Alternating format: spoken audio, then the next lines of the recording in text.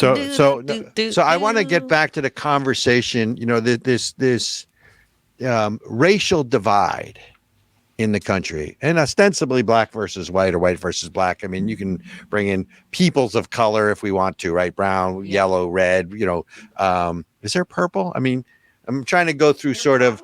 Let's see, red, orange. What is it? Roy G. Biff. Red are the whole spectrum. Red. Is there green? Yeah. Well, you think there's some black people in Africa that are like super black and they have blue undertone?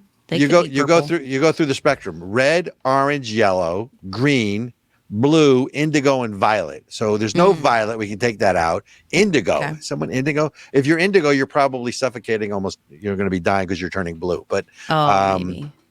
But I wanted to, you know, we had a good conversation last week about sort of the racial divide in the country and the differences in perspective, the Black national anthem.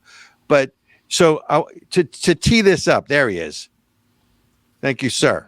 So I want to tee this up with two different things. So Kansas City, obviously, Chiefs won the Super Bowl. I don't like them. I'm an NFC guy, not an AFC guy. I wanted the Niners, but the better team won. The unfortunate part was after the Super Bowl, and there was the celebration. There was a shooting, some juveniles. I think there was, and by the way, juveniles doesn't mean they were 8 folks. Juveniles mean they were under 18. I believe they were. No. In Illinois, it's like 25 or 24. But I'm talking about Kansas City. They were teenagers. Wait, Kansas City, Kansas, or Kansas City, Illinois? Missouri. Sorry, that's what I meant. Kansas City, Missouri. Yeah. Shut up, Benjamin. Shut your face, Benjamin. Stop laughing at me. He's not saying anything, but he's like, excuse me, he's your husband. He's allowed to laugh at you because you're perfect. There's some states. All right. Can we go back, please? Can I go back, please? No. Please. Okay.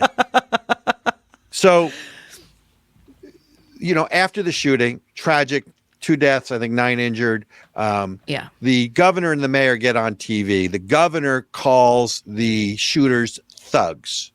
The mayor then issues a statement that said the following, and I want your reaction to this. That I'm a moron. The mayor said, no, that's what he said. The mayor accused the Missouri governor of using a racial dog whistle because he used the word thugs. He said, here's what he said, and I quote. Now, the mayor is Quentin Lucas. The governor is Mike Parsons.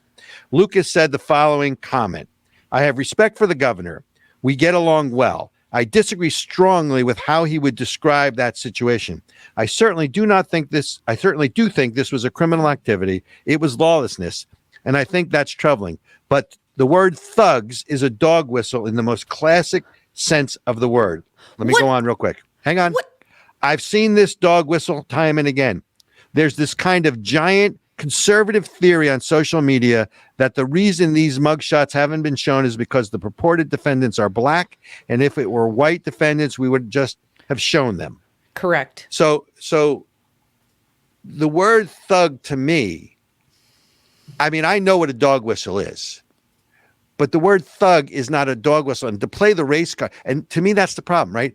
It's that glamorous mayor from Illinois, you know, who last week we talked about, who was black, who, you know, well, you're only coming against me because I'm black. No, because you're spending too much money. You're spending, you know, stuff you shouldn't, and you're putting your city into debt, and that's not why they. So, but talk to me about this whole dog whistle and the word thug, and just the whole concept of dog whistle.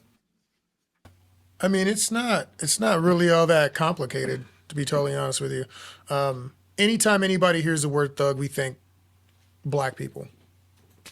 Black people automatically, when you say thug, you think you were talking about black people.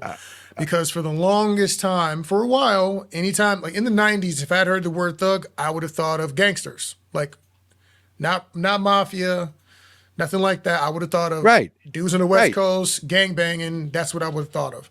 And so now, anytime it's said today, where often people are not referring to just that, people think that that's what they're talking about. That's how they take it. And unfortunately, quite frequently in these stories, they are black. So they're okay. So there's a demographic of, you know, of it's sort of like racial profiling we talked about last time. There's a reason Israelis racial profile Middle Eastern men between a certain age, because they're the ones that are more likely to be terrorists, right? I'm not arguing that the black community is more likely to commit crimes, but you've got to look at the statistics. I would actually argue that on this issue, because when I hear the word thug, it is a neutral, non-colored word to me. I do not think, I think of, I think a thug is a broader category of somebody who could be a punk, who could be, a gangster, who could be just a sort of, I was going to use the word ruffian, but that sounds a little too genteel. That's the definition of the word. The definition of the word thug is a violent, aggressive person, especially one who is a criminal. Right. Okay. Who are the most notorious criminals in America? Especially considering how prevalent hip hop music is that everyone listens to. It's gangsters and gangster rappers, drill music. It's not. But is that a dog whistle, or is that just factual? Is that just factual, right? I have to do, because I would argue that if the black community, and I can't speak for them, but I can, speak, as outside looking in, right? If that is associated with the word thug, because if you ask most white people, I would bet you if you line up, 100 white people, you're going to get 75 of them who are going to probably not have a racial overtone to the word, other than that, they're a criminal or whatever, or someone who wants to do me harm. I think that the black community, what you're saying is accurate, is way overly sensitive on the use of that word, and perhaps others that they consider a dog whistle. Now, maybe justifiable based on history, maybe justifiable based on, 200 years of slavery and all this other stuff that we'll talk about. But no, it's Ericka, do you I'm sorry, make that association? No, I don't. And that's why it's so stupid. The only people who make that association are the professional victim class, because they're trying to shame people out of holding people accountable for committing crimes and acting thuggish. Like, they're acting like thugs. They're acting like animals, which nobody wants to hear you say either. But when you see like that video we watched of the immigrants, they're not acting like fully actualized human beings with a prefrontal cortex that allows them to make decisions. They're acting like animals. You can hear the volume increase, and the more people come over and throw things, you see the pack mentality happening. And that doesn't have to do the mob mentality. Mob, thug, synonyms. Like, it has nothing to do with the color of their skin. It is about the behavior. What I will say, though, and the reason why this becomes a quote unquote dog whistle, is because just check the media for, I don't know, maybe 15, 20 years prior. Look at how many times the word thug comes up. Look how many times they're talking about a white person doing something criminal. So I hate the fact that I sit like right in the middle and I can see both sides of a lot of these issues. But if the media only shows you, right? Okay, why does everybody think an AR stands for assault rifle? Because they say it over and over again. Ericka says because they say it over and over again. Because the media has used those things in conjunction with videos and images. So if every time you said thug, you showed a black person, you never showed a white criminal, you never showed mob members, you never showed, I don't know what other KKK people being crazy. If you never showed people that, they don't have that, they don't tie those two images or things together. Well, of course people are going, because you know why they say it's a dog whistle? Because when black people hear the word thug, we think black people too.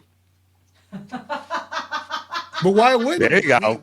We take the same meaning in. I'm not even, bro, every time. Okay, let me talk to the people out there. This has happened so many times. I'll see something in the news. Young man breaks into a Nike store, hits woman with club, steals $3,000 worth of J's. You know, the first thing in my brain when I hear something like that is like, please don't let him be black. A black gangbanger. I'm like, let it be anybody other than a black dude, so we can just break the narrative here. Let it be Danny Simpson. Can it be Trevor? It should be Opie from Andy Griffith's show. Please, because that sounds like the things I've heard black thugs and gangbangers do. And so it's a dog whistle in the sense that we think that too. And a lot of that has to do with the media. It's not really a dog whistle. We just read the definition of thug, and it actually has a historical context of some, I don't know, looks like some British waylayers in the 1830s that waylaid and strangled victims, suppressed by the British. That's how long these words have been around. They did not apply to black people originally, but in the media, we have kind of made those associations. So let me ask you a question, because I do think that dog whistles as a concept exists, right? So I'm not arguing that nothing is a dog whistle, right? Give me an example of what would be a dog whistle in today's day and age, because the whole concept, to have the mayor of St. Louis accuse the governor. And by the way, I haven't even looked. I don't even know if Parsons is white or black. I know the mayor is black. My guess is the governor is white, because I don't know. Can a black person use a dog whistle and another black person is another? Well, I don't know. But my point is this: what would be in your mind a real dog whistle? If somebody says something about no, give me a word. Give me. I mean, thug. Thug is said by the mayor to be a dog whistle. I disagree, because I don't. I give you a phrase. If someone said we need to purify the race, that's not a dog. That is not a dog whistle. That is straight up calling for like genocide. No, that's not a dog whistle. That's racism. That's pure and simple. How do you know? Aren't we all part of the human race? Well, there's some people. They could be talking about the sick. They could be talking about the infirm. They could be talking about driving out diseases. We need to purify. Not saying something without saying something. No. Right. But can I cook here? Let me operate for a second. I'm trying to explain this to you two. Thank you. Remember, Ericka's perfect. Ericka's perfect. Just remember. No. So she's amazing. Perfect that's a dangerous one. Only Jesus. So the point is, someone could say that in a phrase, and there's a way they could say that where I would be like, okay, that works. Then there's another way where like, but that terminology is giving. But that's not a dog whistle. Giving me German vibes. That's not a dog. I understand what you're saying, but that is not a dog whistle. Are you a saying dog whistle it has to work every single time? It has to be subtle. I need the definition. Okay, a dog whistle is saying something without saying something. So are you Googling it right now? Yeah. If calling someone a thug is like, it's hidden. They're saying it's a hidden way of saying black people, which, by the way, I don't even understand. Fair. Okay. No, it says it's a coded or suggestive language and political messaging to garner support from a particular group without provoking opposition. Okay. That's what it's saying. Okay. So when I said, if someone delivered that phrase, like, we need to purify, blah, blah, blah. If you said it in a certain way. I don't think that's a dog whistle. I'm not saying that it is. I'm going to give you an example of something that, like, I would hear it and it would be like, alarm bells would go off. But if a kid is not versed in the Jewish Holocaust and all those things, they might go, yeah, in 20 years, they might say, yeah, that's great. We need to take all the impurities and whatever out of the human race. There's a lot of things we could do with science to genetically, what is the thing called that they do? CRISPR? Purify the race, as you said. Correct. And so to me and you, we're going, no, sir, we don't need to do that. And to somebody else. So we're live on Rumble. We have audience participation? Oh, please. Yeah, they can. I'm not seeing any chats. It's saying because I would love if whoever's listening to get. I want an example. Look, I hear what you're saying, Benjamin. You want one that's functioning right now. That to me is not a dog whistle. I understand that there could be undertones to that, or there could be different intentions to it depending on what group or class or ethnicity or whatever it's applied to. I get all that, but that's not a dog whistle to me.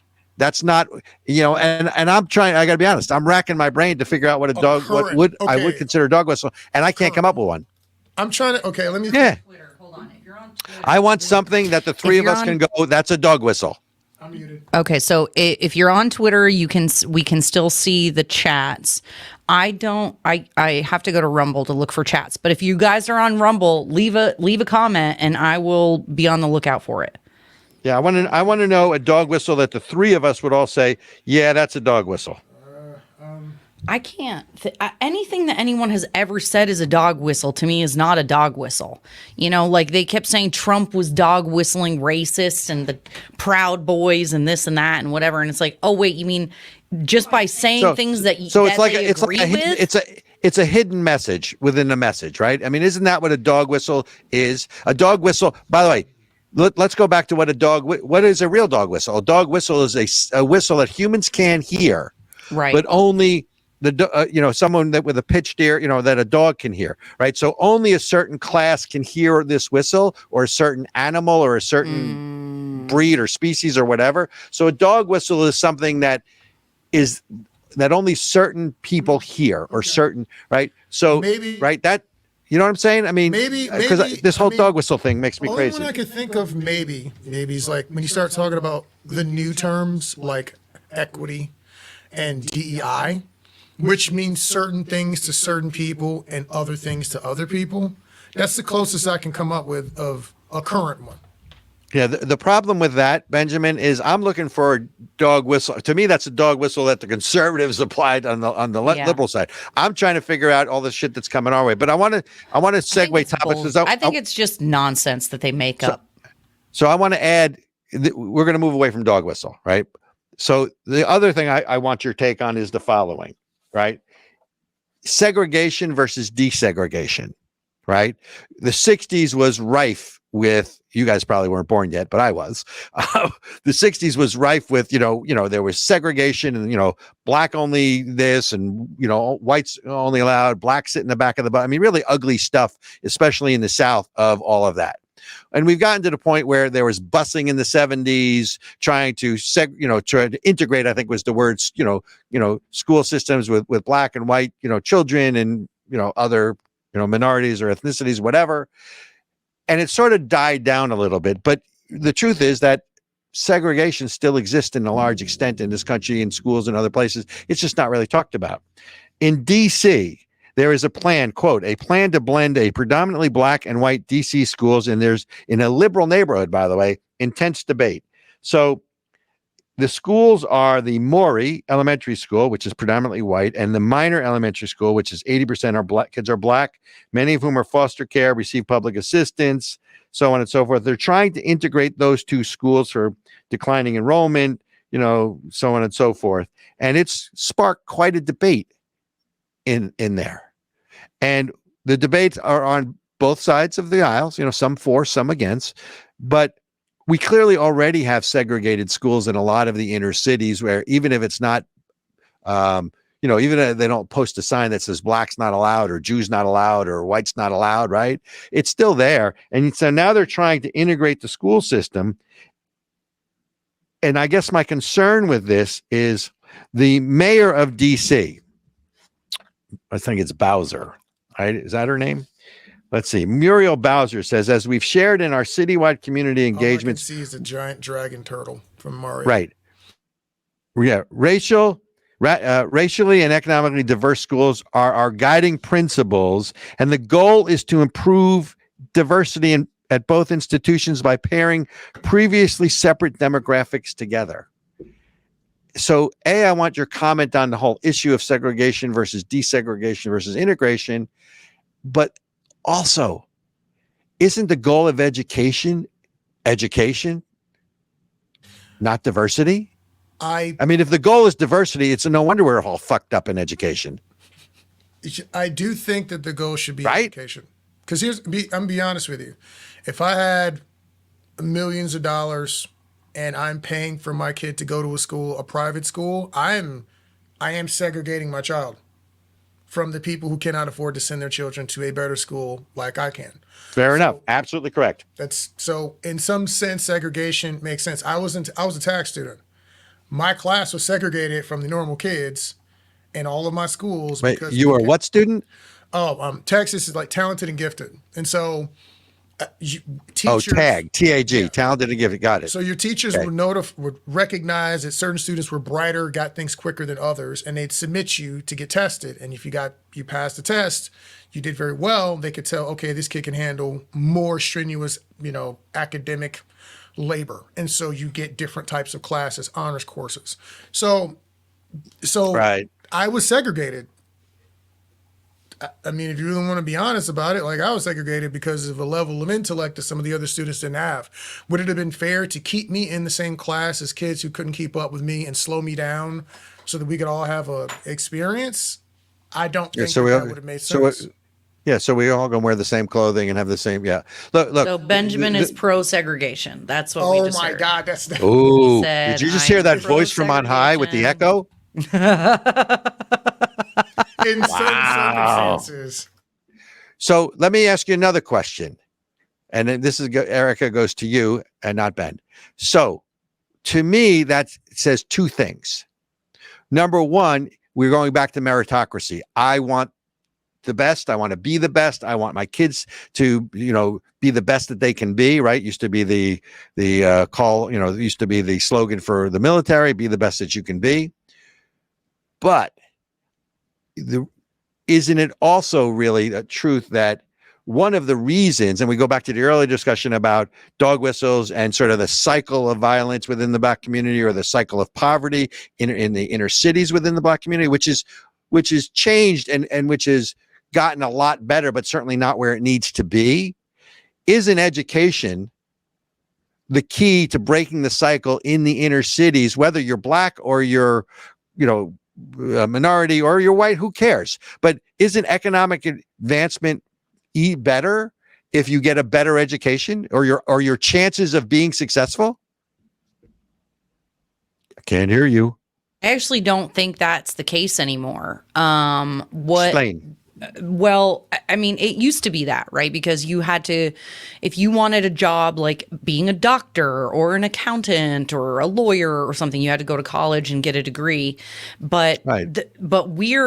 And then there was this kind of faux credentialing process that got put into place over the last few decades, basically like when I was graduating from high school. Now, instead of just getting a job, learning, getting training, doing a trade or doing things like that, you were expected to go to college first. And it's just not the case anymore. Like all these people are going to college, getting educations. Answer the question, and I say this respectfully. The question I'm asking you, or Ben, is how do you break the cycle of poverty, despair, and violence of sort of inner city minorities of any race, creed, or color? Isn't education that strives for meritocracy one of those things versus let's have diversity? If the goal is diversity versus education, what am I missing? Well, education doesn't matter if you don't have a daddy. And everyone knows that the biggest family, you have to fix the nuclear family. If we know that growing up without a dad, and for the record, this isn't just about Black people. I'm a white woman and I'm a statistic. I grew up with basically an absentee dad and I became a drug addict. I went to jail. I was a hoe. Like all of the things that you become when you don't have a daddy, I was the statistic. And that's what we see in the inner city. They're going to jail. They're getting in trouble. They're not prioritizing education. And it's because they don't have daddies. And so the only way from my vantage point that this gets fixed is fixing the nuclear family, fixing it so that men and women are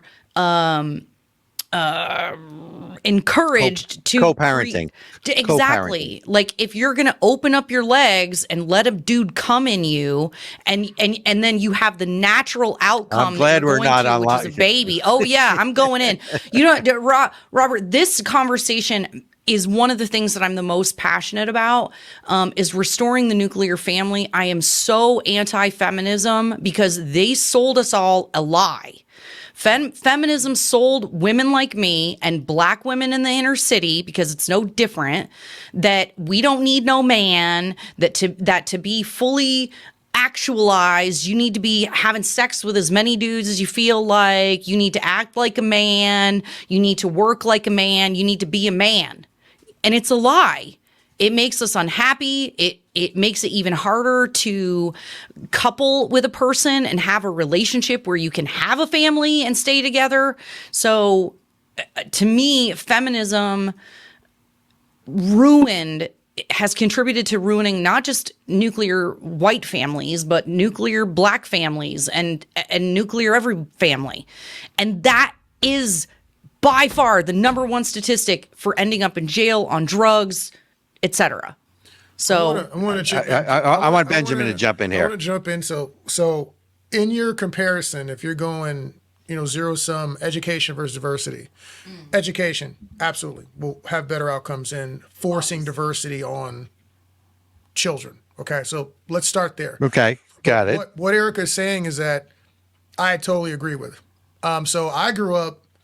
I kind of had my dad died when I was 6. So I went from 6 to 13 with no dad, and then from 13 to 18 with a stepdad who I wasn't really tight with.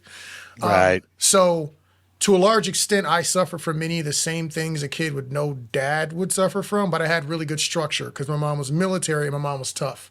My mom would kick my behind if I was not doing what I was supposed to do, and I knew that. So, and I knew if I ever fought my mom back for taking one of those spankings for being a bad kid, my uncles are going to come down to Texas and it was going to go bad. So it was all good. We're great. It's fantastic.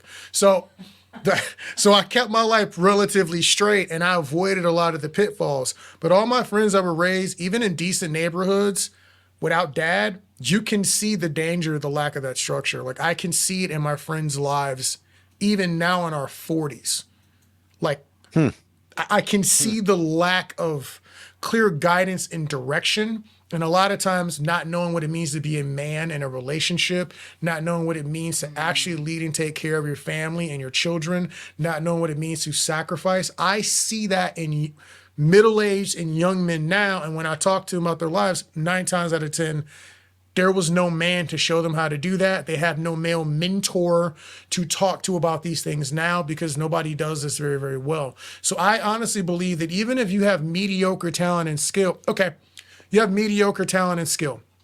If you have a strong, unified family, like we used to do back in the days when we had clans, when we used to do like homesteading and multiple family members near each other working together for the group, all we've done is we farmed that out to random strangers, to the government and random strangers, and every one of those people who wants a cut of your paycheck. So instead of your grandma or whoever, old aunties looking after the kids while you go work or till the farm or whatever it is you're doing, daycare, what, $400-600 a month for daycare? Like, it's obscene. You have that. Then you have all the other bills you're running up. You're not working as a team and as a unit and as a family. And when you look at wealthier families and people who retain their wealth through generations, quite frequently, you will see teamwork. And even when you look at immigrants, what do you see? A tremendous amount of racial alliance happening and a familial alliance. It might have three generations in one house just to get ahead. And then they operate as a unit as they move forward. And a lot of Americans, not just white, not just black, a lot of Americans are so rugged, as you said, such rugged individuals that we want to get it out of the mud or do it all the way on our own the whole time, which is admirable. That's admirable. But I think sometimes we take it too far. Well, those are two different things, though, because I was really, what I was trying to hone in on was the issue of segregation or desegregation, and sort of a discussion really about how to break the cycle of poverty in the inner city. Yes. Right. With, that kind of thing. Look, family, no question, is a part of, single parent households are part of the root cause here. But I would also argue, and we've got to bring this to a close for today, unfortunately. But what I would also argue that part of it is a focus by the government-run schools, if you will, public education, on diversity as a goal versus quality of education as a goal. I'm not arguing. I think, Ericka, I think you're spot on, and Ben, of course, spot on, which is that 2-parent households or a group or community, and I don't mean it takes a village to raise a kid. I mean, family, extended family. That's why, in the usual, going back in the 20s and 30s and 40s, even my grandparents, there was these, they call them ghettos. Ghettos isn't necessarily a poverty, label. It was an ethnic community where they looked after their own, and it may not even been your family. If you did something wrong, the neighbor's probably going to rat you out to your mother or father, and you're going to get a whooping, right? So, but my point was just really, family for sure, but I was talking about sort of the educational component. You're correct. That whole thing, forcing diversity. Also, I think back in the day there was diversity for diversity's sake is the problem. But a lot of times what they're trying to fix 9 times out of 10 is an economic outcome. They're forcing diversity and all this stuff for the sake of equity. That's what they're pursuing. Equal outcomes, which is very, very difficult. It's almost impossible to do that. Different than equal opportunity. Correct. And so you can't do that. You can't even I have a friend with 3 daughters raised in the same household, same parameters. They're 3 very different children. They're going to have 3 very different outcomes. But a lot of the things they're trying to resolve are economic things. And you don't resolve it that way. You can resolve it with a lot of the things we're talking about now, with the family, with these people working together to move forward. That's why somebody who is a Mexican immigrant can come here with no education, has a better chance of being a millionaire than me sometimes. That's how that happens. Well, and speaking of which, we're going to go ahead and till those fields ourselves, because that's what we got to do, ladies and gentlemen. We don't just bring you amazing conservative content on the socials and on radio. We also have lives. And we have jobs. So we're going to go do those things, ladies and gentlemen. But in the meantime, like, share, and subscribe. If you are on Twitter, you find Robert at RB Chernin. You'll find me at Ericka Redic, and you'll find Benjamin at A Darker Perspective. You will also find us on the radio in New Hampshire on Thursday mornings and live again here. 97.9 WNTK, and we'll see you live next Tuesday. And my thanks to you both, and for the listening audience, thanks for tuning in.